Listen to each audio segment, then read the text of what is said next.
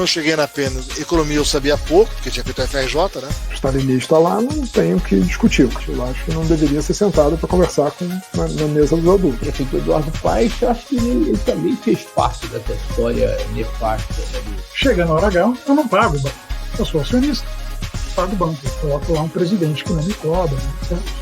Mas essa escola de final dos anos 70, início dos anos 80, Reagan e Thatcher, é muito viva no Brasil. Olá, bom dia, boa tarde, boa noite para você que acompanha o nosso programa que acabou de começar. Se você não conhece o nosso canal, seja bem-vindo. Você pode acompanhar todas as nossas entrevistas e os nossos parceiros em todas as nossas plataformas digitais e ver todo o nosso conteúdo via YouTube para quem quiser ver, via Spotify para quem quiser ouvir. A gente volta depois da vinheta.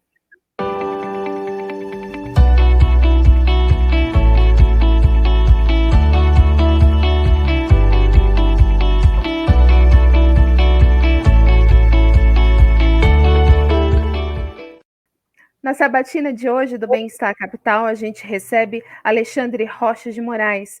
Alexandre, que é promotor de justiça do Primeiro Tribunal do Júri de São Paulo, mestre e doutor em Direito pela PUC de São Paulo, também é professor da graduação e da pós-graduação da Unifaat e Unisanta, professor de pós-graduação da Faculdade Damásio de Jesus e das Faculdades Toledo de Ensino.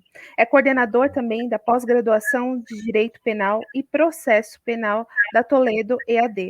Autor de obras jurídicas, dentre as quais Direito Penal do Inimigo e Direito Penal Racional pela editora Juruá.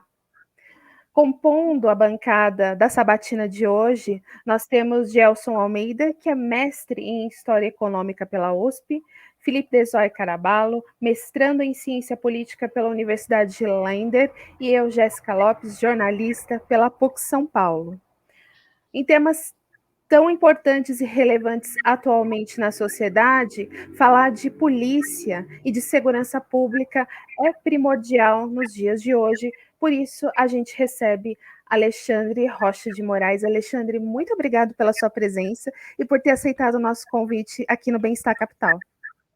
Olá, pessoal, uma saudação toda especial a Jéssica, ao Gelson, ao Felipe, a todos que acompanham o canal, parabéns pela iniciativa, acho que é uma função crucial nesse tempo que a gente vive de transformação dos meios de comunicação, da tecnologia, de facilitar o acesso, porque a rigor a gente só é livre quando a gente pode escolher, e para isso depende de informação. Muita gente gosta de falar que essa é a sociedade da era da informação, e eu gosto sempre de retificar. Não, essa aqui é a sociedade dos dados, porque eu preciso ensinar uma geração inteira a pescar, a escolher informação, a minerar dados e transformar, aí sim, um caminho numa jornada de liberdade e de uma escolha livre.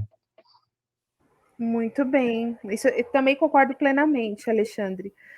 Bom, a gente tem bastante tema hoje para tratar nessa entrevista, e eu quero começar perguntando para você que não é muito raro a gente ver notícias e relatos de violência policial em favelas, em bairros de periferia, em subúrbio. Eu queria saber de você qual seria a melhor forma de preparar os policiais para lidar com essa realidade. O Estado ampara, ou então tem algum projeto de amparo para acompanhamento psicológico deles, dos policiais? E qual é a melhor forma, no mundo ideal, para avaliar o desempenho de um policial a fim de diminuir os casos de violência? Olha, você fez algumas perguntas que são, assim, bem complexas, e até porque a questão e os problemas, as causas, elas são multifatoriais, tá? Vamos tentar começar, assim, do básico, para quem não entende. Eu tenho, no âmbito dos municípios, potencialmente, nem todos os municípios têm, guardas municipais que são responsáveis por tutela, por proteger patrimônio. Essa é a base do que a gente entende por guarda municipal. Sendo didático, eu tenho dois tipos de polícia. Um policiamento fardado, que a gente chama de policiamento ostensivo, que nos estados é exercido pela polícia militar. E uma polícia que a gente chama de polícia judiciária, uma polícia de investigação, que é para elucidação de crimes. Eu estou dizendo isso de cara porque me parece que a sua pergunta começa da premissa em relação ao policiamento ostensivo. a polícia militar, o policiamento fardado. E aqui eu tenho vários problemas. Eu vou falar um pouco da realidade de São Paulo, mas eu sei que isso se aplica a vários estados da federação.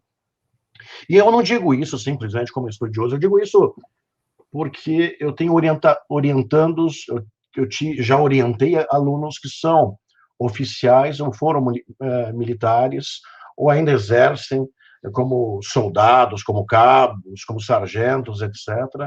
Então, uma parte dessa minha experiência é também de convívio. Duas coisas bem importantes para a gente pensar que rumo a gente está tomando. Em primeiro lugar, a gente parou, por exemplo, de elucidar homicídio. A taxa de elucidação de homicídio, por exemplo, no Brasil, ela varia entre 4% e 15%.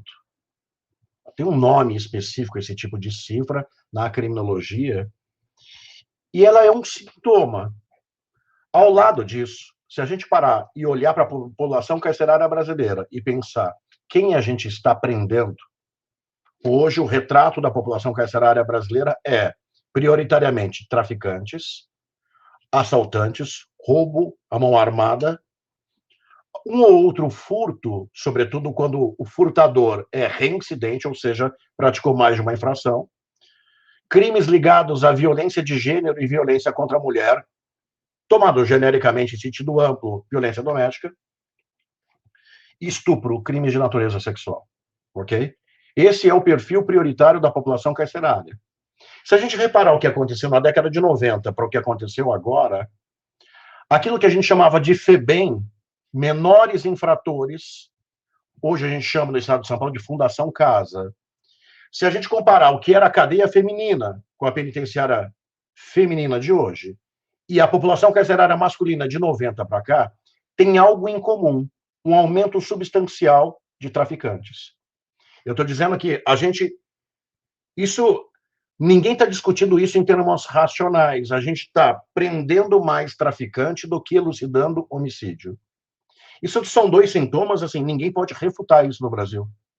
Isso em todos os estados está assim, e gerou um problema, uma epidemia, porque eu tenho uma explosão carcerária de um lado, e a gente não é só um problema propriamente de segurança pública. Eu tenho um problema que eu estou gerando social, porque essa política de enfrentamento às drogas tem mais de 30 anos, e a rigor a gente não diminuiu o crime organizado, aliás, ao contrário, a gente ajudou a construir crime organizado praticado, inclusive no contexto do tráfico de drogas. Quem inventou essa política, aliás, já está fazendo, inclusive, turismo sobre isso, e está tentando uma política alternativa. Mas eu estou fazendo isso como premissa para a gente pensar o seguinte: por que mais tráfico e por que pouco homicídio? Porque os estados, os governos estaduais, nos últimos 20 anos, um pouco mais, tomaram uma decisão política, e ninguém fala muito sobre isso, em privilegiar policiamento ostensivo fardado, em detrimento de uma polícia de investigação técnico-científica e polícia civil. Então, eu estou cada vez mais sucateando a polícia civil e a polícia técnico-científica. Logo, todo crime que depende de investigação, e eu vou ter pouco resultado positivo, e estou prestigiando o policiamento ostensivo, significa dizer prisão em flagrante. É muito raro eu conseguir prender em flagrante um homicida. Muito raro. Eventualmente, num contexto de um feminicídio, porque aí eu sei quem é a pessoa, sei das circunstâncias, e a situação de flagrância é mais provável. Agora, tráfico de drogas eu prendo em flagrante o tempo inteiro. Bom, por que isso é importante? Porque, em primeiro lugar, para responder uma parte da sua pergunta, quem está ditando, no final das contas, a política criminal e selando o destino dessa população carcerária é um policial militar na ponta. Por quê? Porque o sistema e as decisões de política dos governadores geraram essa situação em estado de coisas. Quem é o policial que está fazendo isso lá? E aqui vem um segundo dilema, algo que eu já conversei com vários comandantes da Polícia Militar. O normal é que em ambientes de crise, em ambientes inóspitos, em ambientes mais violentos, eu colocasse policiais mais experientes, com mais expertise, mais treinados e mais capacitados. tem funcionado como se fosse uma espécie de trote. Os policiais que têm ido ou têm sido recrutados para trabalhar nos lugares mais hostis são policiais com pouquíssimo tempo de carreira, com pouca experiência, e a gente não pode perder de perspectiva a condição humana. Tira a farda e olha quem é esse sujeito, que tem os mesmos medos, que tem família, que vai inseguro trabalhar, que precisa daquele dinheiro, que ganha, na maioria maciça dos estados, pessimamente. E esse mesmo policial, então, que vai na comunidade, que é inexperiente, ainda encontra um olhar da comunidade, por conta da política traçada pelo sistema, um olhar de hostilidade mesmo. Por quê? Porque a narrativa das políticas de segurança no Brasil, há mais de 20 anos, para a pauta de políticos, candidatos a governadores, até prefeitos que não têm atribuição constitucional para isso, as narrativas são narrativas de uma polícia de confronto, de enfrentamento, de viaturas, de uso de viaturas, de carros, de veículos.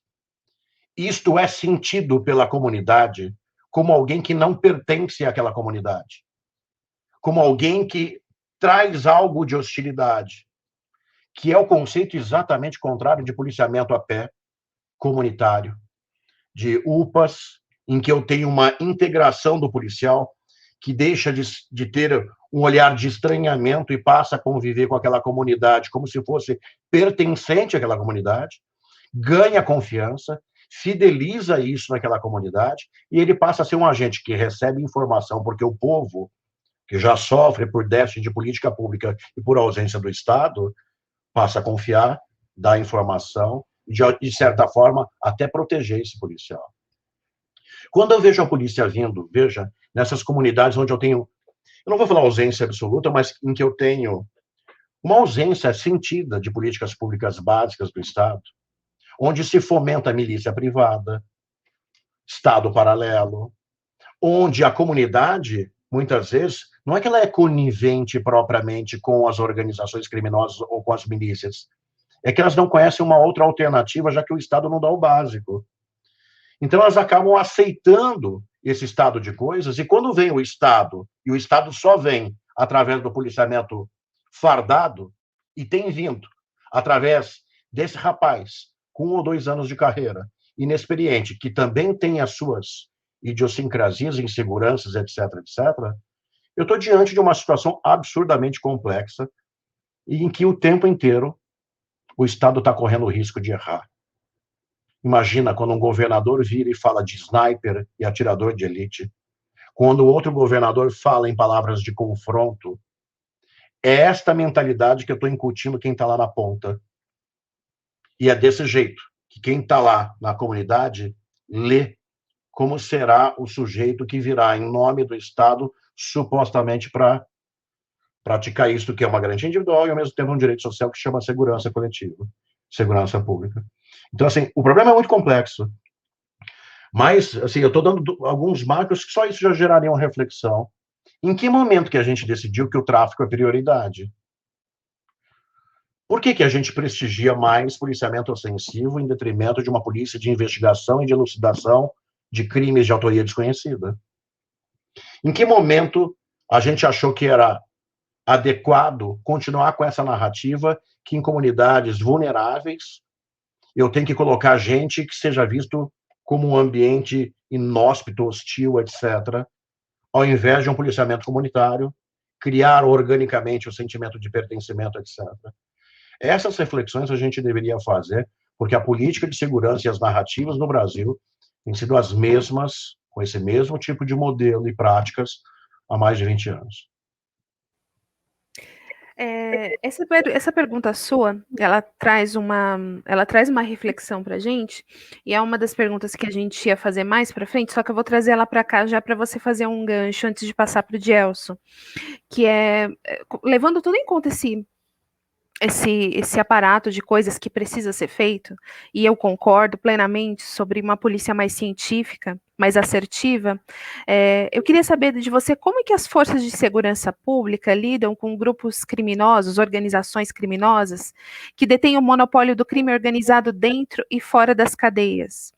Ao passo que esses grupos possuem uma jurisprudência própria que, consequentemente, diminuem a criminalidade mais violenta, que é aquilo que você falou, a realidade nesses lugares mais inóspitos, que é o que a população, é a única realidade, às vezes, que a população conhece. Só que aí é uma faca de dois gumes. Como que essas organizações coibir essa influência significativa que eles podem ter sobre a política de segurança e todos esses fatores? Como lidar com isso? Bom, em primeiro lugar, a gente tem que ter uma visão minimamente, assim, realista e profissional. Eu estou dizendo isso pelo seguinte: uma coisa é você dizer para mim que um ambiente hostil e nosso, falta déficit de política pública, possa eventualmente influenciar, não determinar, mas influenciar ou propiciar que alguém vá praticar uma infração penal. Outra coisa é você dizer para mim que crime organizado, que organização terrorista, que milícia privada é a mesma coisa de criminalidade comum. Eu estou dizendo isso porque a gente não está diante de nenhum coitado. A gente tem que deixar bem claro que tipo de organização que é essa. Acho que o conceito de organização criminosa sempre se falou, olha, é uma estrutura de empresa. Uma coisa era o que tinha no Código Penal, existe ainda esse crime que hoje a gente chama de associação criminosa, mas a gente chamava de quadrilha ou bando. Veja, um ajuntamento ocasional de pessoas para a prática de crimes. Isso é bem diferente de uma organização criminosa. Uma organização, ela tem uma estrutura de empresa. Ela tem algumas questões importantes sobre ser uma empresa. Em primeiro lugar, que uma empresa, ela não se estabelece de uma hora para outra para ter mentalidade de empresa, ela tem uma habitualidade, mais do que isso. Quem é o comando, os CEOs, os diretores da empresa, são insubstituíveis. A base é fungível. Repara, a gente tem empreendido, normalmente, o pequeno traficante que está lá na ponta, que é a base que o tempo inteiro o sistema permite a substituição. Entra um para dentro do cárcere, já tem outro no lugar traficando de novo. Mas a cúpula, que é infungível, que detém muito dinheiro e muito poder de armamento, de uso de violência, é insubstituível.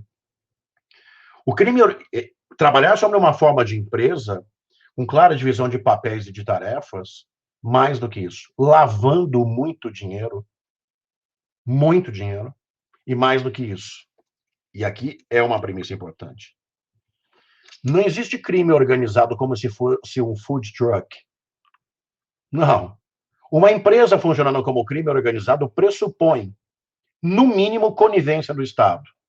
O que eu quero dizer é, ou tem um braço do Estado que foi cooptado, está praticando o crime de alguma forma, sob a forma de participação, ou tem, no mínimo, conivência. Esse é um fenômeno complexo para se pensar. Por quê? Quando eu olho para a criminalidade, não essa do dia a dia, eu não estou falando nem de pequeno traficante, nem de furtador, eu estou falando da criminalidade pesada, dos crimes de poderosos. Da década de 80 e 90, o Estado de São Paulo, por exemplo, vivenciou o auge da violência na década de 80 e 90. Não obstante agora, por conta da comunicação instantânea, muitas vezes as pessoas perceberem a violência subjetivamente de forma mais intensa do que objetivamente ela é, a década de 80 e 90 era extorsão mediante sequestro. E os fatos contam isso. Abílio Diniz, a história do nascimento da lei de crimes hediondos, a morte da filha da Glória Pérez. Eu tô contando uma história. O índice de homicídios da década de 90 era abissal. De sequestros, de extorsão mediante sequestro, de assalto a banco, crime gravíssimo. Se coloquem na perspectiva de quem é o criminoso. Este cara é uma análise de custo-benefício, como ensina os utilitaristas, como Bentham, por exemplo. Qual é o preço que eu tenho que pagar para ter aquele tipo de benefício? Para e pensa o que é arriscado para um cara assaltar banco. Quanto que ele está se colocando numa situação de risco? Num sequestro, numa extorsão mediante sequestro. Pois bem, a consolidação do tráfico de drogas como uma organização criminosa implicou algo que se chama migração de criminalidade. Boa parte dos assaltantes, de quem praticava extorsão mediante sequestro, fez uma análise de custo-benefício e falou assim, meu Deus do céu, vale muito mais a pena eu praticar tráfico de drogas. A própria história, se a gente parar para pensar, das máfias nos Estados Unidos, as máfias italo-americanas, os cartéis, todo mundo sacou em algum momento que valia muito mais a pena no custo-benefício vender droga. Então a gente não está falando de um tipo de criminalidade qualquer. A gente está falando de um tipo de criminalidade que exigiria do Estado um tipo de postura, um tipo de política completamente diferente do que ele faz em relação à criminalidade comum e recorrente. O problema do crime organizado, e a gente fala muito, o tráfico de drogas hoje, nessa migração de criminalidade, está dentro da cadeia e tal, já não está mais exclusivamente dentro da cadeia. Quando a gente fala qual é a diferença de organização criminosa para a instituição mafiosa, todos os clássicos que trabalham com máfia dizem, olha, a diferença é quando eu tenho lavagem de dinheiro e prática de infrações de forma transcontinental. Pois bem, o crime organizado hoje no Brasil já é máfia. A gente não tem, como tem na legislação italiana, um crime específico para isso. Mas as organizações criminosas do Brasil hoje já têm ramificações na África, na Europa, na América do Norte, e já é transfronteiriça já há algum tempo, invadindo toda a América do Sul. Você tentar coibir esse tipo de coisa, desculpa, você precisa de vacinas e remédios completamente diferentes. O que a gente foi fazendo nos últimos anos? Aquilo que era prova testemunhal foi substituída por delação premiada, interceptação ambiental, interceptação telefônica, quebra de sigilo bancário e fiscal, cooperação jurídica internacional, infiltração de agentes. Veja, eu preciso de outros mecanismos, mas há, no próprio país, no Brasil, uma resistência de aceitar que esses meios de investigação e esses meios de obtenção de provas sejam válidos e constitucionais. Porque muita gente acha ainda que a gente vivencia o tipo de criminalidade de 50 anos atrás. Mas eu insisto, não dá para dar a mesma vacina, o mesmo remédio para patologias tão diferentes. E tem um problema a mais, Jéssica, nessa história, ou dois. Só isso já daria um programa inteiro aqui. O recrutamento do crime organizado é muito parecido com o do terrorismo. Uma célula terrorista passa por uma lavagem cerebral muito antes de aprender a atirar, muito antes de aprender técnicas de guerrilha, muito antes de praticar crime e ir a campo. E há um código de honra seríssimo, porque se ele abandona o treinamento, ele é executado. É uma ideia de que eu tenho que aplicar uma sanção informal máxima para dar o exemplo, para não fomentar que os outros façam o mesmo. O crime organizado no Brasil também faz isso. Ele coopta, normalmente, quem acabou de entrar no sistema, e esse cara precisa sobreviver. Como a gente tem visto alguém sobreviver no sistema sem querer entrar no crime organizado? Conversão religiosa profunda, quando está lá atrelado de alguma forma a algum tipo de religião, ou quando ele está numa condição muito especial que permita estar num ambiente carcerário a ponto de não se contaminar. Bom, a maioria que entra fragilizada, alguns gostam até do status, outros não, porque são cooptados, começam a se identificar como integrantes daquela organização, mesmo que não tenham feito nada. Só que a troca por receber uma espécie de escudo e proteção por integrar a organização, é fazer todos os parentes que estão na rua, mulheres, filhos, etc., pagarem uma espécie de mensalidade para o crime organizado. É como se ele tivesse em débito o tempo inteiro. Aí ele não sai nunca mais. Aí ele não consegue se desvencilhar nunca mais. Ou consegue, mas é muito difícil esse processo. Durante muito tempo, o Estado brasileiro fez assim, para identificar, porque vamos deixar claro, o Estado de São Paulo, por exemplo, durante muito tempo negou que tinha organização criminosa dentro da cadeia, que era uma piada. Aí, o GAECO, que é um grupo de promotores do Estado de São Paulo, fez uma operação que durou 3 anos. O que se pediu? 2 ferramentas que nascem do direito anglo-americano. Uma interceptação telefônica de 3 anos. E uma autorização do juiz para que, mesmo eu ouvindo nas gravações crimes, eu não queria prender ninguém, porque eu queria identificar quem eram os comandantes, quem era cada um dos personagens e provar que existia crime organizado. Há uns 10, 15 anos atrás, os jornais estamparam que finalmente o governo estava reconhecendo que tinha crime organizado dentro do sistema. Muitos diziam assim para mim, olha que dilema, quando o Estado não está preparado para isso. Por que se permite tanto que preso fale por celular e entre em celular toda hora? Por que vocês não fazem o básico, que é cortar o sinal de telefonia de dentro do presídio, e aí eles não comunicam?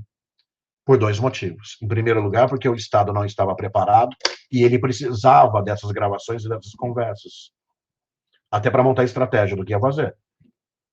Em segundo lugar, se eu bloquear completamente todos os tipos de comunicação, eu tiro o comando de dentro e ele passa para fora do sistema. E é óbvio que o Estado tem receio disso. Eu queria voltar um pouquinho para a questão da força de segurança e a força policial, porque recentemente, no fim de 2020 agora, a gente teve aprovada a resolução número 344 de 2020 do CNJ, que cria a Polícia Judicial, né, que é um órgão destinado a proteger magistrados e servidores de ameaças e ataques nas dependências físicas dos tribunais. Bom, já está sendo bem implementado. O TRF-2 da 2ª Região, né, ele já implementou uma força de segurança com 230 agentes distribuídos entre Rio e Espírito Santo. Beleza. Então, agora o Brasil, a gente tem as seguintes forças policiais. A gente tem a Polícia Federal, a Polícia Rodoviária Federal, a Polícia Ferroviária Federal, a Guarda Portuária, a Polícia Militar, a Polícia Civil, a Polícia Penal, a Polícia Judicial, a Guarda Municipal, a Polícia Científica, a Força Nacional de Segurança Pública, a Polícia das Forças Armadas, a Polícia Legislativa Federal, a Polícia do Senado Federal e a Polícia da Câmara dos Deputados. Eu queria entender como o Alexandre ele vê essa fragmentação das forças de segurança pública e das forças de policiamento. Se ele acha que isso é benéfico ou é prejudicial para as atividades que essas organizações se propõem a exercer. Olha, a história já contou que a gente já fez isso lá atrás. Por exemplo, a gente unificou lá atrás com a Força Nacional, ok? Só que a gente tem que entender o seguinte, um país com a dimensão continental do Brasil, um modelo de federação e com a diferença de competências e atribuições, não dá para você querer uniformizar. A gente tem vários, os grandes clássicos da sociologia já diziam isso. Eu tenho grandes Brasis dentro do mesmo país. Não adianta você falar para mim que honra é a mesma coisa no Rio Grande do Sul do que é no estado do Nordeste. Não adianta você falar para mim que violência doméstica é tratada e enfrentada da mesma forma no Norte ou no centro do país. Eu estou dizendo que, assim, a gente tenta, através dos julgados, de uma forma de atuação, tenta criar uma uniformidade de julgados, etc. Agora, você próprio está elencando um monte de modelo de policiamento cujas atribuições aqui é a chave. A gente chama eventualmente de polícia, mas as atribuições são muito diferentes. Está muito claro, assim, por exemplo, alguns estados, é uma discussão, sei lá, a gente tem que mudar a Constituição para isso, como faz nos Estados Unidos, não tem policiamento suficiente para todos os municípios. E muita gente começou a delegar isso, de certa forma, deturpando a Constituição, delegando uma parte daquilo que é polícia em sentido estrito, militar ou civil, independente da esfera ser estadual ou federal, para guardas municipais.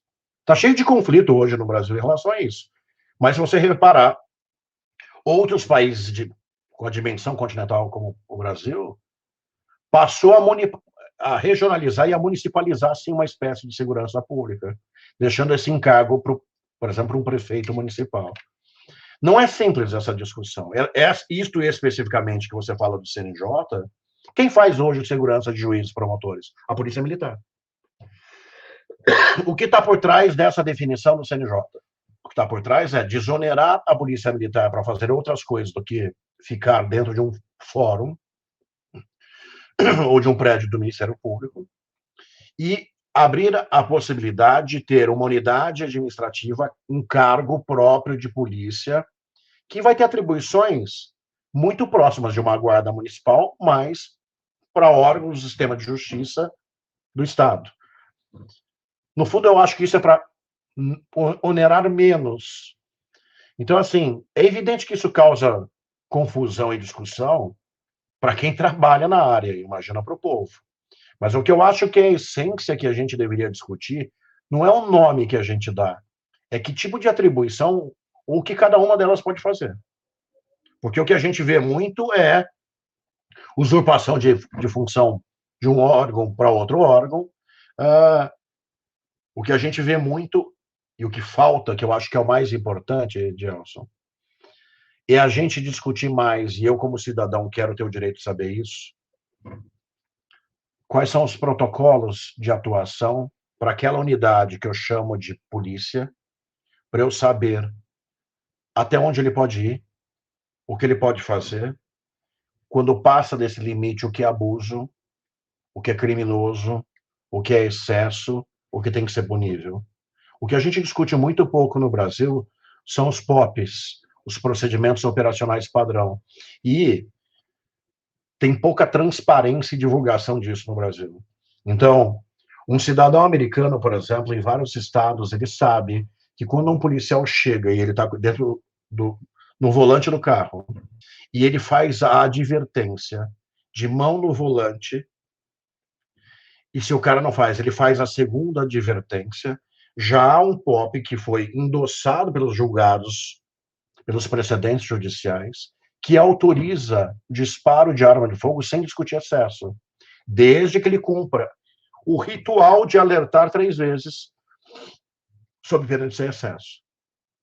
No Brasil, a gente, veja, está aberto lá no Código de Processo Penal que é possível busca pessoal em um cidadão qualquer. Está aberto na Constituição a possibilidade, inclusive, de prisão em flagrante em residência em determinados horários. Está aberto no Código de Processo Penal a possibilidade de ordem judicial ser cumprida pela polícia, de busca e apreensão numa casa, X, etc. O problema é que a gente não está debatendo muito qual é o limite, qual é o protocolo disso, para eu entender aonde tem abuso e não tem abuso. Você quer criar 35 modelos diferentes e chamar tudo de polícia? Não tem problema. Deixa claro para mim qual é a atribuição de cada um, qual vai ser o procedimento operacional padrão, para que a gente está falando de serviço público, né? Para que eu possa auditar, fiscalizar, para que tenha accountability, para que eu possa cobrar eficiência, para que eu possa punir excessos. Quando fica nessa zona cinzenta em que eu não consigo claramente, há uma confusão de papéis de quem faz o quê, tem usurpação de atribuições e não é muito claro qual é o limite do que cada um pode fazer, eu vou insistir. Sempre eu estou colocando o Estado, através do aparato policial, em condição de cometer injustiças e erros. E normalmente, isso acontece mais com quem é preto e pobre nesse país. Oh, excelente. Eu já queria aproveitar e fazer um contraponto e puxar tanto a pergunta da Jéssica quanto essa última pergunta que eu fiz agora. Porque a gente tem um estudo nesse sentido, né? Em 2017, a Associação Brasileira de Jurimetria, a pedido do Supremo Tribunal Federal, ela analisou o registro digital de ocorrências, o RDO, da Secretaria de Segurança Pública do Estado de São Paulo, pelo período de 2015 a 2017. E nesse estudo, dentre outras conclusões, ele confirmou que há a utilização discricionária por parte de agências de segurança pública ostensiva, os PMs, de critérios objetivos para classificar porte de tráfico. Um critério objetivo extra-legal, obviamente, né? Então, bem como essa prática, todos esses critérios, essa política de flagrante, ela é institucionalizada informalmente e gera impactos distintos a depender do perfil social, pode ser regional, pode ser socioeconômico ou mesmo étnico, normalmente étnico, né? Então, eu queria entender como é que você enxerga especificamente essa política de flagrante do porte de drogas, que foi confirmada pela ABJ. Olha, não, você tocou num tema que eu acho que quem discute política pública, e política de segurança é uma delas, falar de polícia é uma delas, em primeiro lugar, a gente tinha que ter o conceito básico de governança, ver, julgar e agir. O que se faz no Brasil é política de segurança pública com argumento de autoridade, ideológico, qualquer outra coisa, mas sem nenhum lastro empírico. É porque eu acho que é assim. O Brasil está tão dividido, aliás, o mundo está de certo, mas o Brasil está tão dividido politicamente. Vimos isso, estamos vivendo isso na política sanitária, de vacinação, de combate o coronavírus, etc., em que os radicalismos estão pautando políticas públicas. Quando a gente fala muito em terceira via, não é uma terceira via só política. Eu estou dizendo o seguinte: as pessoas não constroem mais gestão pública, governança com base em pesquisa de campo, com suporte empírico. Não, é tudo argumento de autoridade. E você mencionou aí jurimetria, que é estatística aplicada ao direito. Acho que isto é uma coisa. Assim, primeiro a gente tinha que mudar a mentalidade e capacitar o operador do direito para trabalhar dessa forma. Então, assim, eu vou responder essa sua em relação ao tráfico, mas eu quero pegar um gancho em cima de dados jurimétricos para também complementar a primeira pergunta da Jéssica. Eu vou dar 3 hipóteses. No Brasil, muita gente que gosta de dizer assim, o Brasil tem a terceira população carcerária do mundo.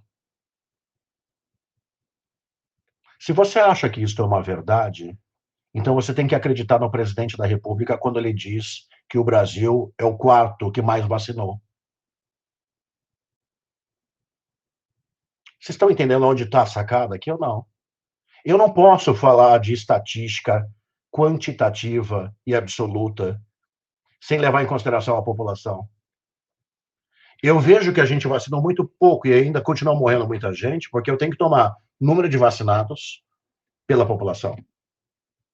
Taxa de encarceramento é número de pessoas presas por total de população. Veja, a gente não precisa ser maniqueísta e falar assim, ao invés de terceiro lugar, a gente está em 36º no mundo. A gente prende pouco e prende mal. Eu não estou dizendo que a condição da cadeia é boa, não estou dizendo nada disso. Mas você não precisa vir com um argumento falacioso estatístico para querer impor uma pauta de abrir todo o cárcere e todo mundo ficar na rua. A verdade nos cura, eu acho que a gente tem que fazer desse jeito. Segundo dado, muita gente gosta de dizer, quando discute o excesso policial, olha, o bandido foi morto em tal circunstância, etc., mas ninguém fala do policial. Olha quantos policiais morreram esse ano. Eu estou dando um dado jurimétrico para vocês. Foi objeto, inclusive, de um artigo publicado pelo ex-ouvidor da Polícia Civil de São Paulo, grande profissional e professor, e ele publicou, ele fez uma pesquisa com a database 2017, mostrando, olhando com lupa as causas de morte dos policiais em 2017. Sabe qual é o primeiro motivo de morte? Suicídio. Desculpa, isso não tem nada a ver com a bandidagem, isso tem a ver com o Estado, tá? Que não está cuidando desse policial, como a Jéssica tinha, que não está tratando suficientemente esse policial, que está capacitando mal, recrutando mal, não cuidando do aspecto psicossocial desse policial e pagando muito mal. E esse cara tem que sustentar uma família. Sabe qual é o segundo índice? Que é, de novo, o Estado. Morte no bico. Morte sem farda. Morte fora do ambiente de trabalho. Veja, quando eu olho para esses dados, o terceiro só índice, que é confronto com criminalidade mesmo. Quando eu olho para esses dois dados, que são maciçamente maiores, desculpa, tem que parar essa narrativa de falar, olha quantos policiais estão morrendo, e jogando isto para justificar uma polícia de confronto, de enfrentamento, de guerra, em qualquer circunstância, mas enganando e iludindo as pessoas e não contando o real, que as pessoas estão morrendo, os policiais estão morrendo por suicídio e estão morrendo porque tem que fazer bico, porque ganham mal. Bem simples assim. Agora, esse estudo da ABJ, mais um estudo jurimétrico, mais mais um dado que é um tapa na cara para você discutir ciência de verdade e política pública de tráfico de drogas. Óbvio, quando perguntam assim para mim, você é a favor de descriminalizar? Eu falei, primeiro a gente tem um problema de ordem jurídica. Mas a gente podia fazer experimentos, tirar da portaria da Anvisa, por exemplo, um tipo de droga, e fazer experimentação, como faz Canadá, Estados Unidos, Europa, e falar assim, vamos mapear o que aconteceu. Aumentou o número de consumidores, aumentou a violência, teve algo que pouca gente fala sobre a discriminação do tráfico, que é migração de criminalidade, ou seja, voltar a ter assalto a banco, extorsão mediante sequestro e crimes violentos. Vamos comparar os dois períodos, ao invés de a gente deixar a discussão maniqueísta da turma, sou contra a maconha, sou a favor de maconha. Isso é reduzir demais a dialética e a discussão. Mas o que fez a ABJ e que o Supremo trouxe para si a pauta e vai pautar o julgamento do Supremo é evidenciar que há um problema de insegurança jurídica. A hipótese levantada foi a seguinte: a lei de 76 do Brasil, chamada Lei Antitóxicos, potencialmente prendia o usuário. Essa é a premissa número 1. Então, tanto o traficante quanto o usuário, em tese, podem ser presos pela lei de 76. A lei de drogas de 2006 não prende mais o usuário. Só prende traficante. Não tem mais pena de cadeia desde 2006 no Brasil para usuário de droga. Não pode. Bom, essa é a premissa número 2. A premissa número 3 é olhar no mundo inteiro se eu tenho uma curva com tendência de crescimento ou uniforme das prisões por tráfico de drogas. E quando a gente olha isso no mundo inteiro, a gente vê uma tendência uniforme. Quando a gente olha especificamente para o Brasil, isso não aconteceu. Houve um aumento de prisão e não um decréscimo. Por quê? Porque se a lei de 76 podia prender o usuário e em 2006 não prende mais de jeito nenhum, deveria ter caído o número de prisões, só que aumentou. Eu tenho um caso aqui que eu precisava estudar. Desceram um nível e, através de um robozinho com inteligência artificial, foram minerar dados de processos. Tiveram acesso a todos os tribunais do Brasil, através de uma autorização do ministro Alexandre de Moraes do Supremo. E minerando dados, a hipótese, o design law criado, a hipótese criada foi a seguinte: se tem uma tendência de uniformidade no mundo inteiro e aqui aumentou, mesmo tendo diminuído, será, olha a pergunta, que eventualmente o critério do Estado para enquadrar por tráfico de drogas, o critério quantitativo de drogas mudou depois de 2006? O que eles fizeram? Entraram nos processos eletrônicos e puxaram dados de quantidade de maconha e quantidade de cocaína em todos esses processos. E a resposta foi: diminuiu a quantidade considerada para enquadramento no tráfico de drogas. Eu nem estou dizendo aqui que foi deliberado por parte da Polícia Militar, que foi um processo, nem sei se foi inconsciente, não sei nada disso. A gente não pode afirmar porque são vários policiais todo santo dia prendendo por tráfico, ou enquadrando no tráfico de drogas. O que eu posso afirmar com esse suporte empírico é: eu tenho um problema de insegurança jurídica. Porque se até 2006 eu estava prendendo, condenando e executando uma pena com base numa quantidade maior, não tem nada cientificamente que justifique essa mudança de critério. O que esse estudo jurimétrico, olha como muda a perspectiva de uma política de segurança, vai gerar a mesma discussão que gerou nos Estados Unidos. A necessidade do Supremo modular a decisão e dizer: só será tráfico se o sujeito for preso com uma quantidade X, superior a X, que é o equivalente a consumo semanal. Essa é a sacada que o Supremo vai modular. Ah, mas vai fomentar o microtráfico. Gente, sempre foi microtráfico no Brasil. São raríssimas as condenações com toneladas, etc, etc. Então, assim, é outro jeito de se fazer política pública. Eu falo para tudo, para tudo. Quando eu tenho esse conceito de governança, como que eu posso agir sem diagnóstico?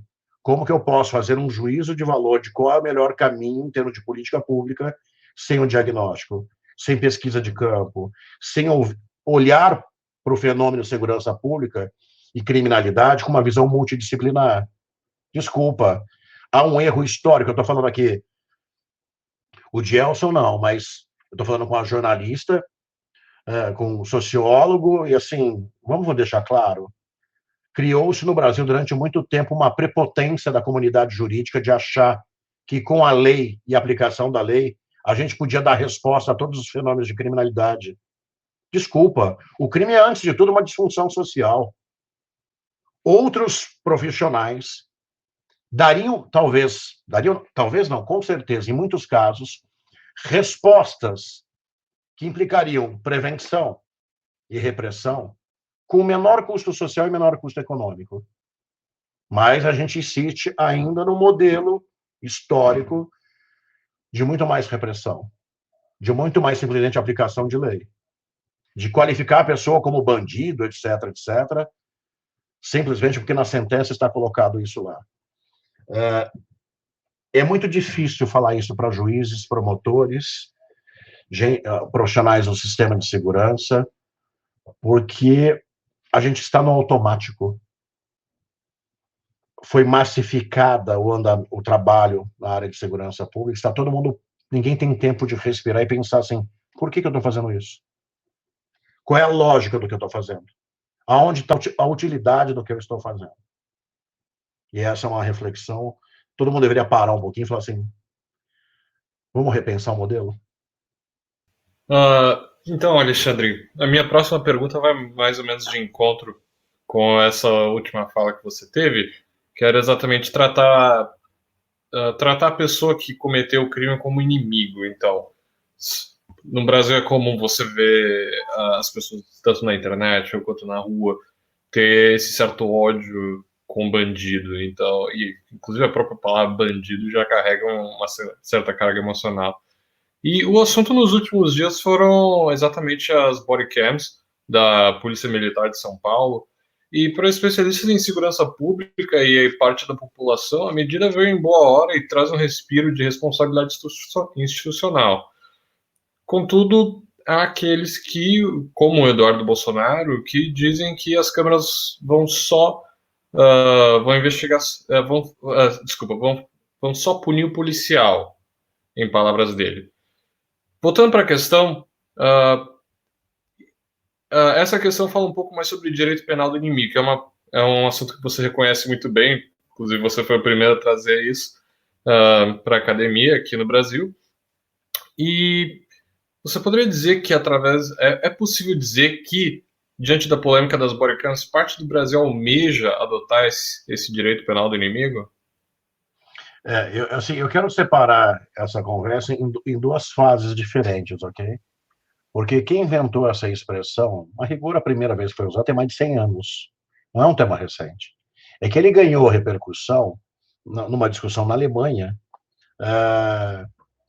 a partir da década de 80 e depois, obviamente, ganhou um contorno absurdo pós 11 de setembro, pós atentados terroristas, pós Al-Qaeda, Estado Islâmico, etc., etc. Então, em primeiro lugar, a gente tem que deixar claro o seguinte, essa expressão inimigo não é como alguns querem fazer ou crer que é uma reminiscência do direito nazista ou fascista. Não, essa discussão vem muito antes do que isso.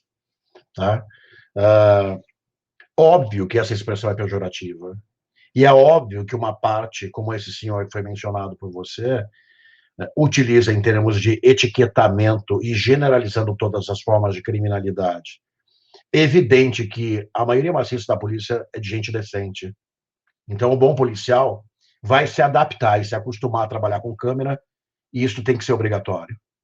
É uma espécie de auditoria do que ele faz todo santo dia.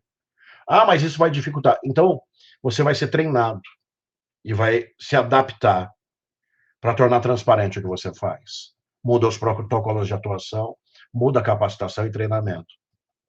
O que não dá é para continuar com essa mentalidade, ou com esse tipo de discurso, como se valesse tudo por parte do Estado. Porque senão, o Estado passa a agir como se fosse uma espécie de inimigo. Então, de um lado, eu quero deixar claro o seguinte, esses discursos, essas narrativas de etiquetamento, etc., que reduz qualquer tipo de criminoso à vala comum, obviamente não tem nenhum sentido. Mas tem um outro lado, e óbvio, momentos de anomia, momentos de sensação de impunidade, de vivência de violência, com a ausência de um Estado que de alguma forma dê uma resposta segundo as regras do jogo, fomentam o Estado paralelo e fomentam, obviamente, a eleição de governantes com esse tipo de discurso de etiquetamento. É esse ciclo que a gente está vivenciando. A gente viu o governador do Rio de Janeiro, que foi empichado, vir com um discurso de sniper. A gente vê isso em vários... É a pauta, é a narrativa dos governos. Mas vamos tentar deixar isso... Por que a gente fez isso? Alguém tem que fazer a meia-culpa dos governos anteriores, porque se fez uma política sistemática de desencarceramento a qualquer custo. Porque muita gente violenta saiu do sistema sem nenhum processo de recuperação muito antes do tempo, transformando a política penitenciária e a política de segurança pública no reverso. A gente está discutindo que isso que você estava falando é um excesso de rigor do Estado, lógico que é. Mas o que a gente tinha antes era um excesso de laxismo, de abrandamento do Estado.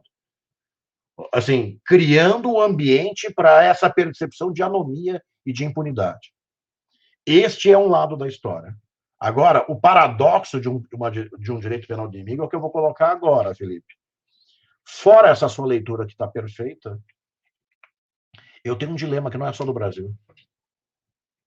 Quando eu falo que eu vou punir alguém e aplicando uma pena de cadeia, é como uma mãe colocando o filho para ir pensar quando faz uma coisa errada. Ela quer que o menino se arrependa, que o menino diga, eu não devia ter feito aquilo. Reparem, o castigo vai pensar é aplicado no presente, para ele olhar para o passado e dizer, não devia ter feito aquilo. Remorso e arrependimento é o básico do fundamento do direito de punir. A mãe inteligente quer do menino ainda que ele fale depois, ok, se assumiu o erro, você está arrependido, e agora? E que ele fale assim, não vou mais fazer. Isto é o mínimo de expectativa de não voltar a delinquir, de não voltar a fazer a coisa errada. A gente também quer isto no sistema carcerário. Quando a gente fala que a gente vai ressocializar ou reinserir gradualmente alguém ao convívio social, o que a gente quer é que esse sujeito claramente demonstre que tem um arrependimento e que esse sujeito me dê o mínimo de cimento cognitivo, o mínimo de segurança de que ele não vai voltar a fazer aquilo. Isso é o básico do básico. Quando eu trato alguém que é inimputável, que é louco, eu não aplico pena para ele, porque ele não pode me dar isso. Ele é perigoso. Então, onde eu ponho ele, aplico medida de segurança para ele. Ou a internação em manicômio, ou quando é mais brando, tratamento ambulatorial. No meio do caminho aqui, tem algo que o mundo inteiro está discutindo e a gente não resolve. E aqui entra a outra faceta da discussão de inimigos. Justificável aqui. Eu estou falando de psicopatas, de condutopatas, de sociopatas. Boa parte do crime de colarinho branco é de psicopatas, praticados por psicopatas. Boa parte dos crimes sexuais de pedófilos são sociopatas. Não tem nenhum remorso, nenhum arrependimento. São sedutores, são inteligentes. Eles não estão nem um pouco, eles não te dão nenhum tipo de segurança de que vão voltar a delinquir ou não. Porque simplesmente eles vão fazer isso. O dilema, eles não são enquadrados como doentes mentais. A medicina e o direito não casaram isso. Então, a sociopatia, a condutopatia, o psicopata, ele é tratado como se ele fosse capaz de entender que aquilo é errado e que ele não devia se controlar. Mas ele simplesmente, entre desejar e fazer, não tem um filtro. Não tem um filtro moral de que aquilo é errado. Então ele vai lá e faz. Esse é o dilema hoje na Alemanha, na Inglaterra. Esse é o dilema que como nós tratamos o Champinha, aquele adolescente que matou o casal, que deu repercussão nacional, que foi diagnosticado claramente como alguém que era capaz, mas um psicopata. Ele ficou 3 anos cumprindo uma medida socioeducativa. Todo mundo, era o máximo que ele podia cumprir. Todo mundo olhou e falou assim, os médicos falaram assim, eu vou pôr esse cara na rua? É ou não para esse cara eu ter um tratamento de inimigo? Você quer levar ele para casa? Você quer cuidar dele? Você quer... O que você quer fazer com ele? Aí vem alguns dizem assim, em alguns países, eu vou executar esse cara. Não, dignidade humana. Outros, para a pedofilia, falam assim, eu vou esterilizar esse cara, para ele não ter mais libido. Desculpa, violação da dignidade humana. Esse é o dilema hoje. Hoje na Inglaterra, tem mais de 70 pessoas que cumpriram a pena de um crime, que foram diagnosticados como psicopatas, mas continuam segregados do convívio social. Na Alemanha tem mais de 600, a maioria pedófilos. A Alemanha não sabe o que fazer com eles. Em alguns lugares, em alguns estados americanos, no Brasil, essa discussão, ninguém aceitaria isso. Um cara, quando pratica um crime grave de pedofilia, um estupro de vulnerável, por exemplo, estupro de um menino, de uma criança, A casa dele pode ter uma placa lá, identificando aqui mora um estuprador. Imagina, aqui no Brasil seria um assombro discutir isso.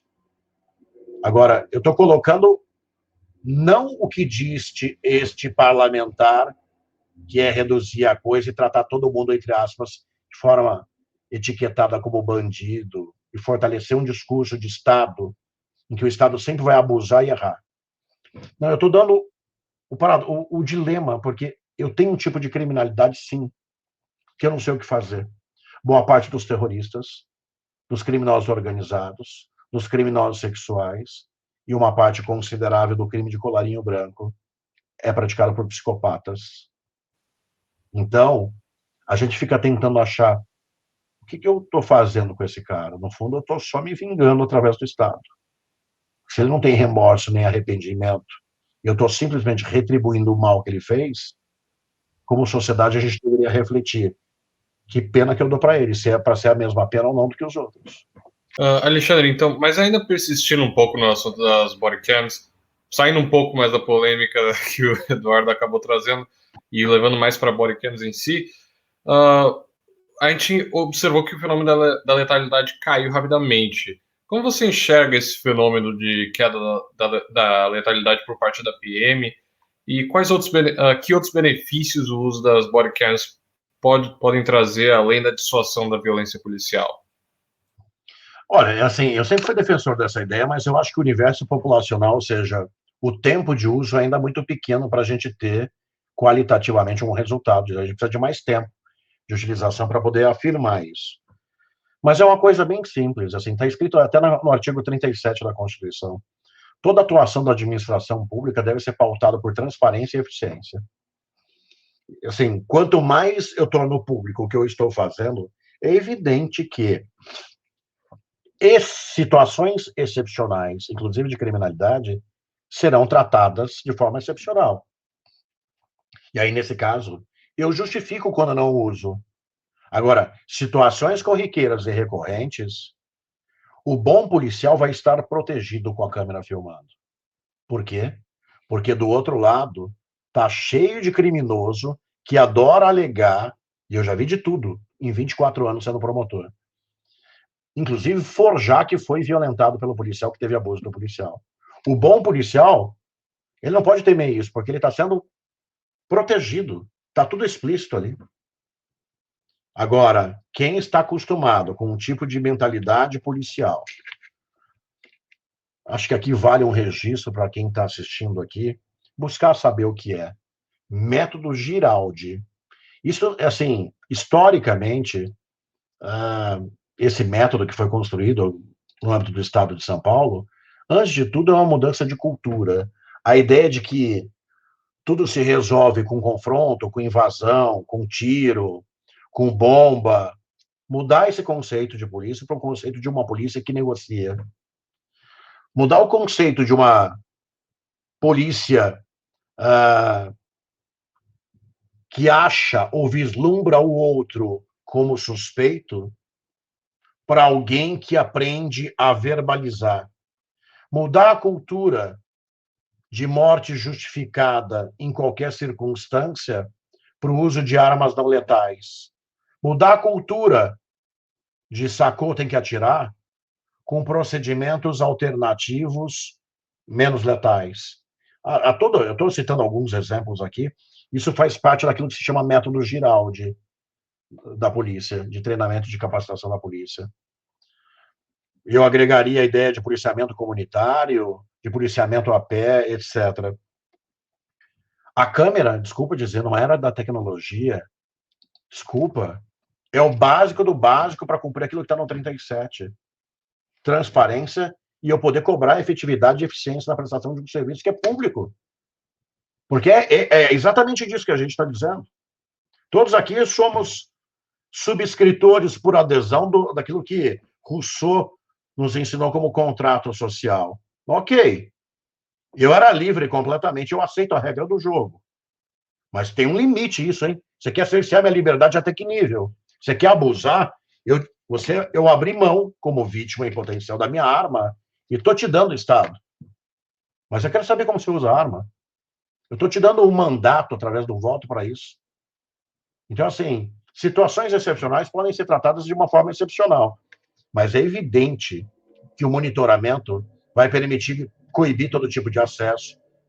E eu insisto, junto do monitoramento tem que vir e tornar público, eventualmente revisar, mas tornar público, todos os POPs. Contenção de distúrbio. Averiguação de alguém que está em moto em andamento. Qual é o procedimento operacional padrão da polícia naquela circunstância?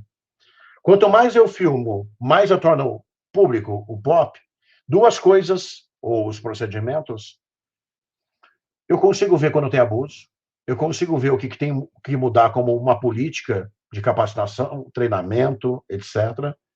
Eu consigo proteger a maioria maciça dos policiais, que muitas vezes são acusados injustamente, inclusive. Alexandre, mudando um pouco de assunto, mas ainda assim continuando sobre segurança, eu queria falar um pouco sobre a política de flexibilidade, de flexibilização armamentista. Você acha que essa política de flexibilidade armamentista pode favorecer o crime organizado, visto que organizações como o PCC, por exemplo, podem usar algum laranja com documentação e autorização para ter uma arma e assim comprar e distribuir armamento? Não, Jéssica. Eu não acho isso, porque o crime organizado nem precisa disso. O que esta campanha, que eu sou completamente contrário de liberar arma de fogo, completamente contrário e refratário a isso, vai fazer não é dar mais arma para o crime organizado. Porque o crime organizado não precisa de 38, já tem fuzil, já tem desvio de dentro das Forças Armadas. Ele não precisa de um laranja. O que a gente não está, essa lógica, tem uma coisa embutida que é muito mais séria do que isso. Nós vamos fomentar o aumento de crimes, de inopino, de gente que não tem nenhuma vida ou antecedente criminal.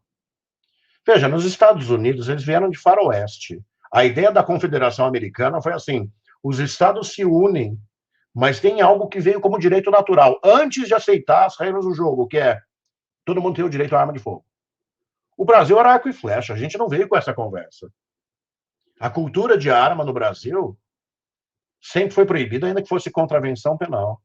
Há um lobby político aqui da indústria armamentista, e óbvio, uma parte do Congresso endossa essa pauta, querendo nos comparar como se isso fosse um direito de liberdade, como se a gente fosse os Estados Unidos. No Brasil se mata com faca no boteco, se mata com faca na disputa de trânsito, no acidente de trânsito, se mata. Então, é assim, esse discurso de que eu vou dar arma de fogo para o cidadão de bem, eu nem me preocupo com essa história de laranja, porque isso aí nem... Eu estou dizendo só que a gente vai fomentar o aumento de homicídios com gente que não tinha envolvimento. Porque a gente precisa de preparo para ter arma de fogo. E deve ser uma exceção de quem deve usar arma de fogo. O papo que eu ouvi de dar arma de fogo para professor, sabe quem a gente vai virar? Os Estados Unidos com essas tragédias de cara invadindo escola. Vimos aqui na Grande São Paulo algo que nos aterrorizou, mas nos Estados Unidos a gente vê isso toda hora, de forma sistemática. É esse tipo de realidade que a gente quer viver. Aí quando alguém me pergunta, o básico, tem algo embutido nessa fala e nessa narrativa dos governos que é mais grave do que tudo. Um governo que supostamente vem com uma pauta de querer proteger de verdade a sociedade, quando ele fala que ele está brigando para flexibilizar a regulamentação e o acesso a armas de fogo, tem algo embutido e inconsciente nesse discurso que é, e eu, Estado, sou incapaz de te proteger. E é por isso que eu quero te dar uma arma. Ele nem se dá conta de que ele reforça aquilo que o Ulrich Beck, um dos maiores sociólogos desse tempo, chama de sociedade do pânico, do medo e do risco. Porque as pessoas vivenciam a desgraça sem a percepção de tempo e espaço. Veja que eu não estou falando de algo que é ilusório, que eu tirei da minha cabeça, ou o Beck tirou da cabeça dele. Reparem, no Brasil, nos últimos 30 anos, 2 nichos que cresceram profundamente, que reforçam como nós somos a sociedade do medo. 1, nós popularizamos a terapia. Todo mundo faz terapia. Todo mundo faz terapia. Todo mundo. de Freud, Jung, comportamental, tudo. Eu não estou dizendo que não é para fazer, mas constatar isso como um fenômeno é importante, porque há 30 anos atrás, psicanálise era para gente rica, ok? 2, nós institucionalizamos um nicho de negócio que não existia. Indústria de segurança privada. Quem vai para cidades do interior do Brasil há 20, 30 anos atrás, não tem muro. Não tinha, era portãozinho. A primeira coisa que a gente fez foi elevar muro. Depois a gente pôs ofendículos, caco de vidro, prego, em cima dos muros. Depois a gente pôs arame farpado. Depois a gente fez vigilantismo eletrônico, circuito de alarme. Sabe qual é o sonho de consumo da classe média brasileira, amedrontada, medrosa, que vivencia a desgraças sem referência de tempo e espaço? Morar em condomínio fechado. Ter carro blindado. E o sonho de consumo prometido por esse governo: ter uma arma dentro do porta-luva do carro. Um governo que faz esse tipo de discurso não se dá conta que ele alimenta a sensação subjetiva de insegurança. A gente deveria discutir um pouco mais sobre isso, porque o discurso é: eu quero te proteger mais, mas no fundo está anunciando que ele é incapaz de proteger, e por isso que eu estou te dando uma arma para você, para virar bang bang. Eu nem estou falando só dos erros ou das sequelas ou os efeitos latentes disso. Eu estou dizendo que é um discurso ilusório um governo que faz esse tipo de... E por trás disso, vamos ser bem francos, não é propriamente a segurança que está em jogo, mas o interesse econômico de quem produz arma de fogo e vende arma de fogo.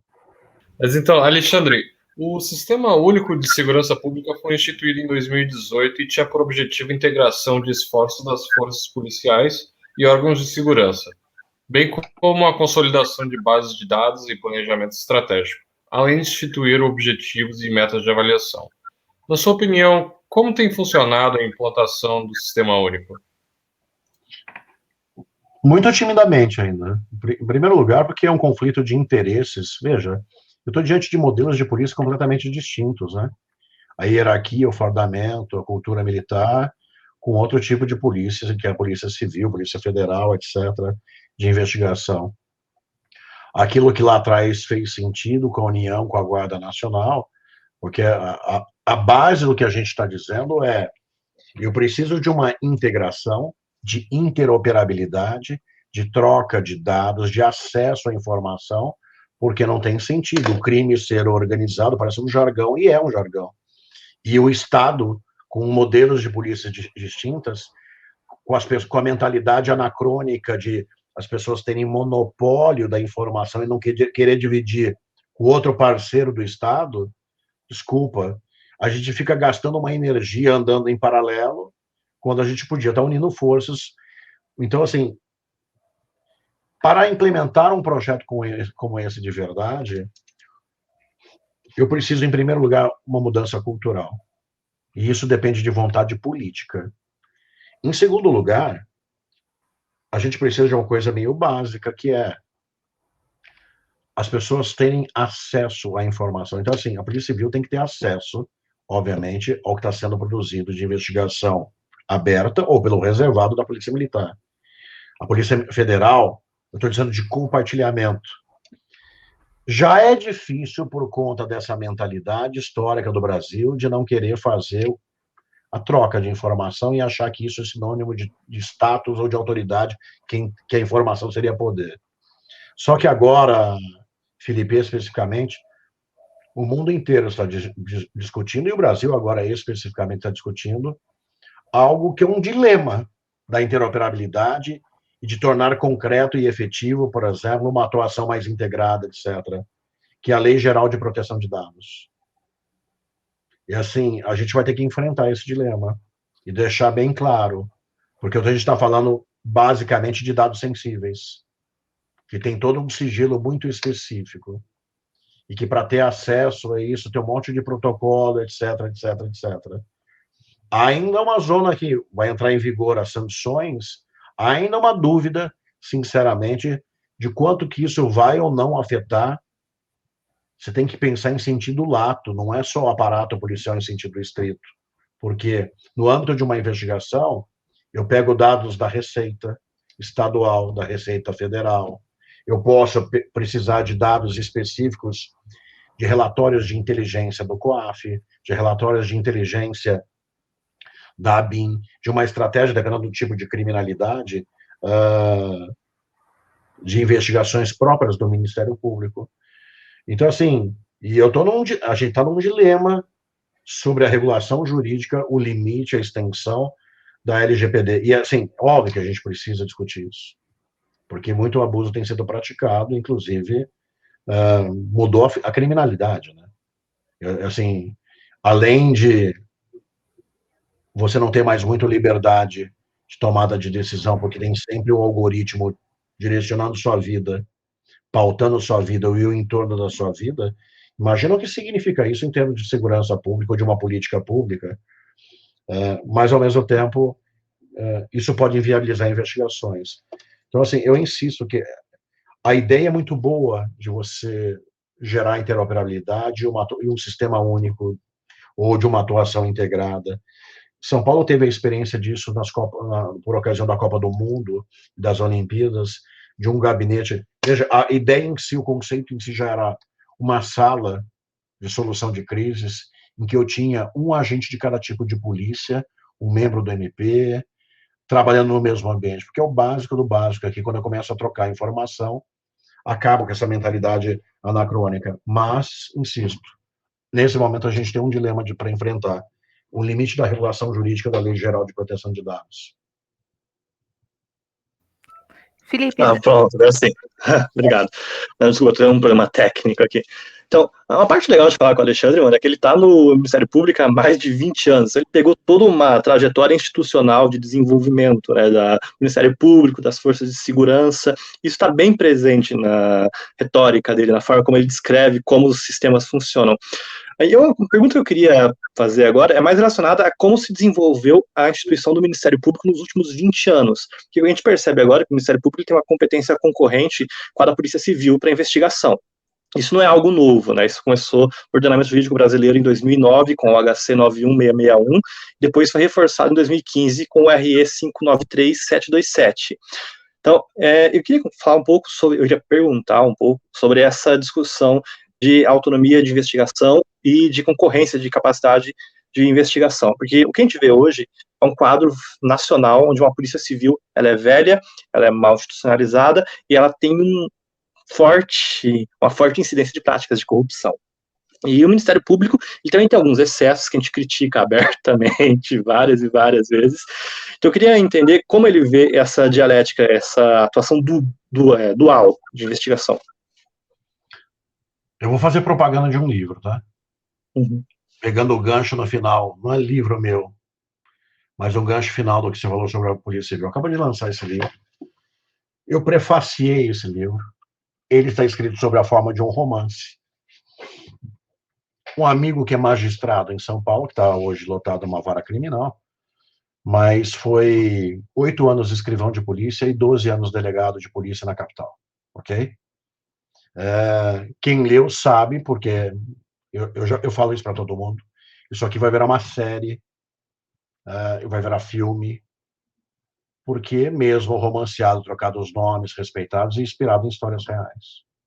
Se você quer saber de verdade como funciona a Polícia Civil, ou uma parte da Polícia Civil, ou a parte podre e corrupta da Polícia Civil, leia esse livro. Ele se chama Delegado Rodrigo.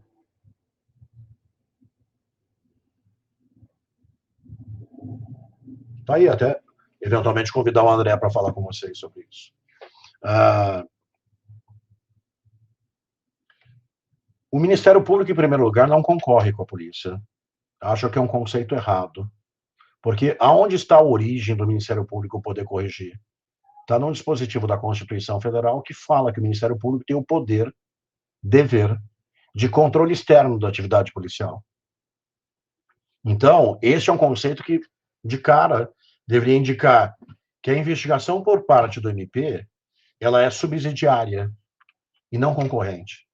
Porque se eu quiser ter a pretensão de ser concorrente, eu mato o Ministério Público diante do volume de crimes que existem.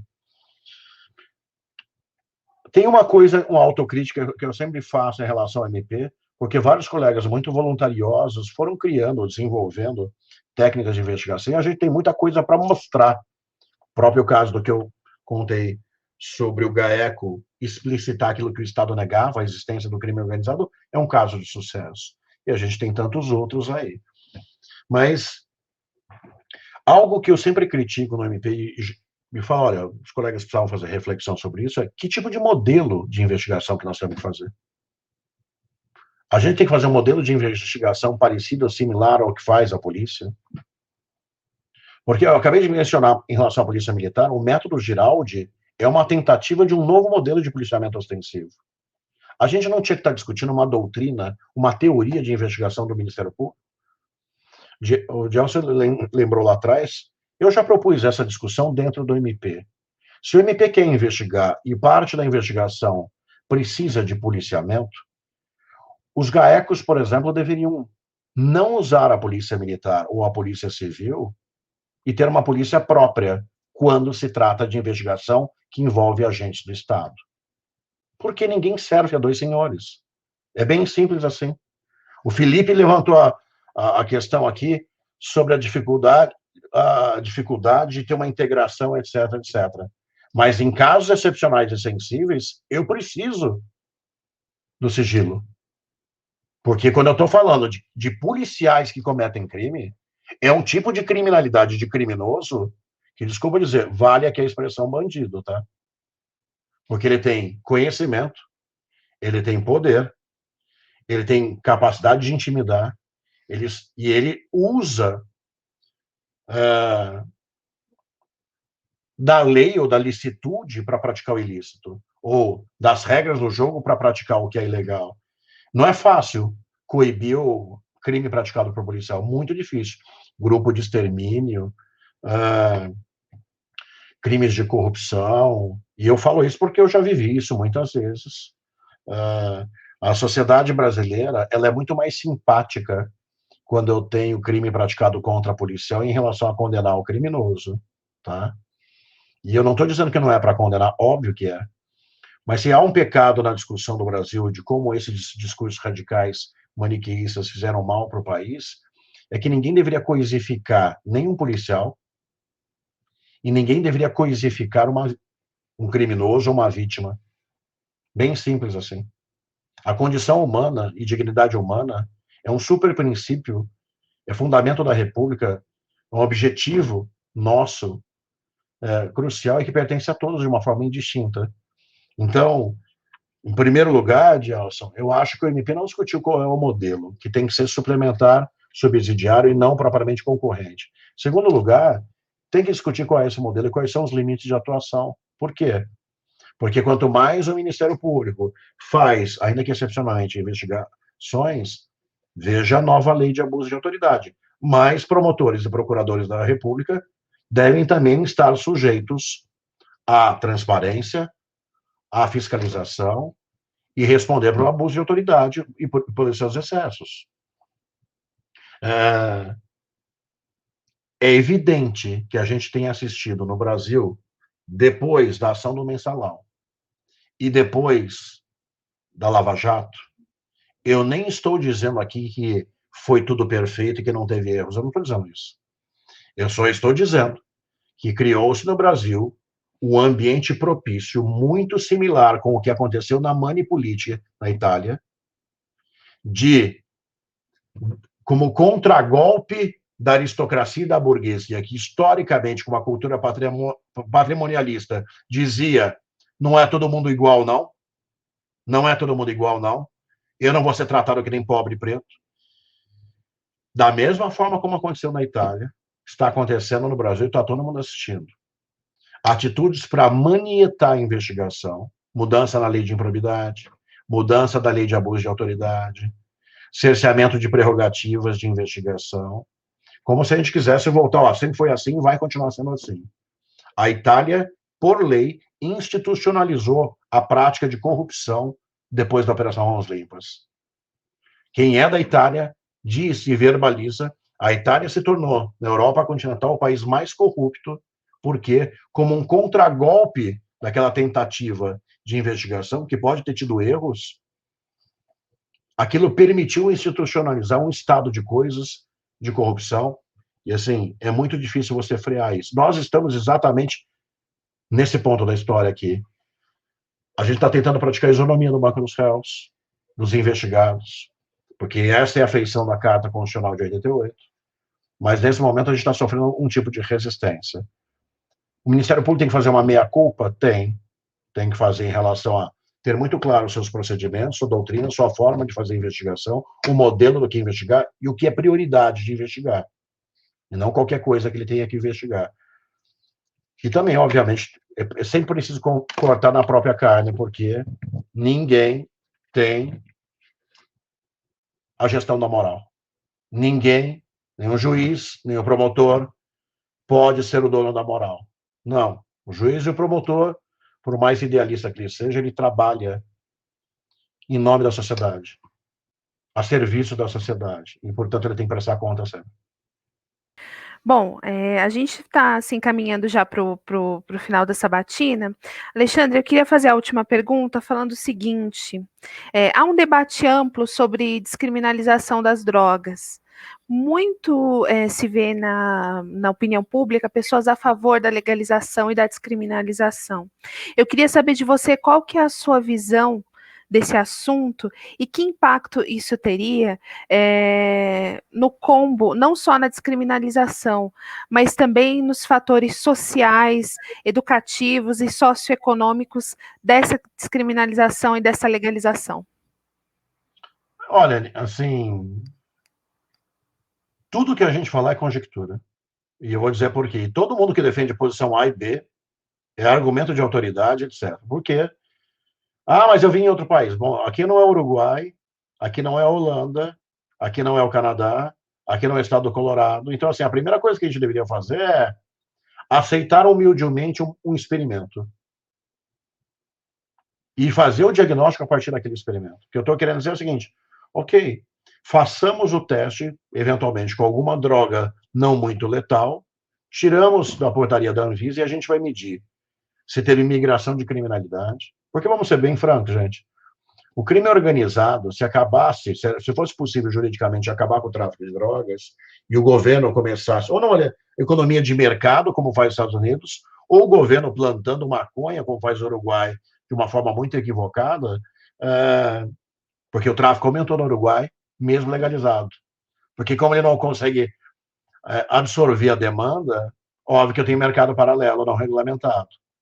Então, se de um lado eu aceito a ideia de que a política de guerra contra as drogas foi uma decisão política, veja, a cocaína era um anestésico em 1900. O LSD era utilizado para tratamento de doenças mentais. A maconha era liberada. O cloreto de etilo, o triclorometano, o clorofórmio, o lança-perfume, durante muito tempo, gerações mais antigas contavam que estava no carnaval. São decisões políticas que fazem, por exemplo, que o cigarro seja lícito, que o cigarro de corda seja lícito, que o refrigerante seja lícito. São decisões políticas. As pessoas gostam de tratar tráfico de drogas como um problema de saúde pública. Não é um problema de saúde pública. O problema de saúde pode ser de quem é dependente químico. Mas o tráfico de drogas é um problema patrimonial, de intenção de lucro. Essa que é o X da coisa que a gente deveria colocar em perspectiva. Então, desculpa, o crime organizado, se a gente acabasse com o tráfico de drogas, não vai abrir rede de farmácia e nem de padaria.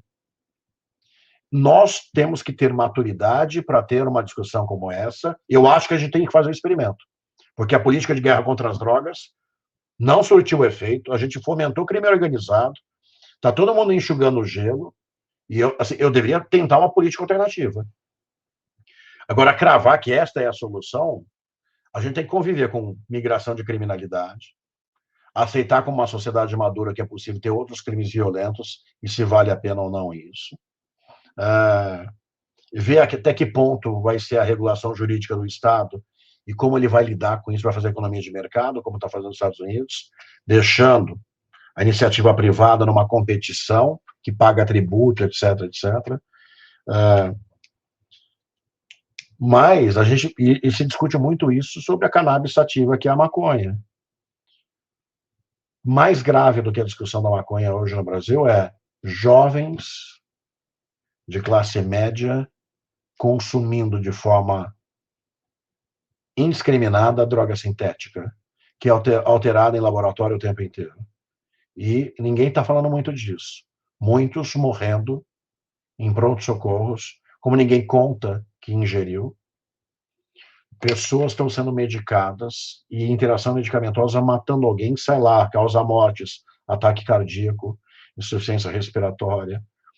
E a outra epidemia, que vem desde a década de 90, que não tem classe social, não tem cidade, hoje o Brasil inteiro tomado, que é o fenômeno do crack. Aqui sim eu estou diante de um problema de dependência química, de um problema de...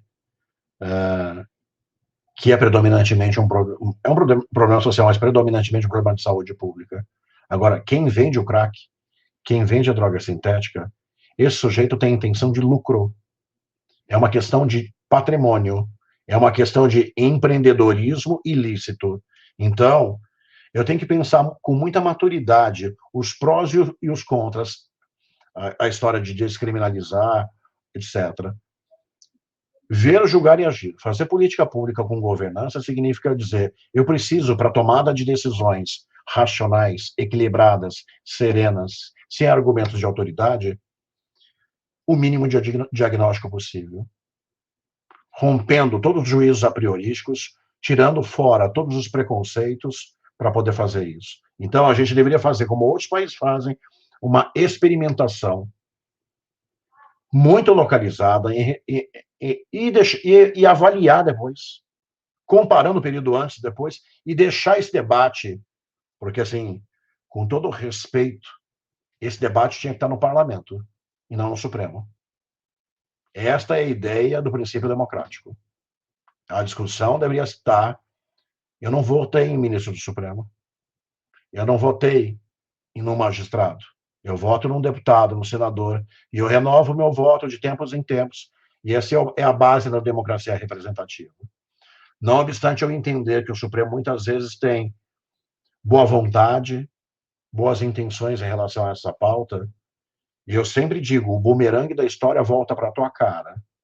Hoje, uma pauta sendo discutida no Supremo com uma cultura ideológica X, amanhã muda a composição da maioria, e você que aceitou o precedente de uma pauta progressista vai ter que conviver agora com uma pauta conservadora ou ultraconservadora. Você abriu o leque para que isso seja possível. Como diz o maior penalista da história da Espanha, na minha percepção, Jesus Maria Silva Sanches, ele diz assim, quando você pensar em fazer política criminal, por favor, se inclua. Porque o que não dá é para fazer para os outros. Não, se inclua. Quando você pensar em fazer uma política muito dura, pensa que possivelmente você ou os seus serão investigados. E quando você pensar em fazer uma política criminal muito branda, pensa que você ou os seus potencialmente vão ser vítimas. Nem excesso do Estado e nem proteção jurídica deficiente. A gente precisa achar, na conformação constitucional, a construção de políticas com equilíbrio, bom senso, serenidade e ciência. Como diz o Steven Pinker, é preciso refundar a ideia de iluminismo. Respeito à dignidade humana, razão e ciência. Gente, bom, a gente está chegando no final desse papo maravilhoso com Alexandre Rocha de Moraes. Alexandre, muito obrigada por você ter aceitado o nosso convite. Nossa, para a gente foi uma honra e uma aula, né, de aprender tanta coisa que às vezes a gente não tinha ideia da magnitude de como é o assunto. Muito obrigada pela sua presença aqui. Para mim foi uma aula e uma honra ter você aqui. Obrigado, gente. Obrigado pelo convite. Estou sempre à disposição. A gente encerra mais um programa do Bem-Estar Capital. Se você quiser acessar todos os nossos conteúdos, as nossas outras entrevistas, que tem variados temas, acessa lá em todas as plataformas, @Bem-Estar Capital e no Twitter, @BemCapital. A gente fica por aqui. Até mais. Tchau.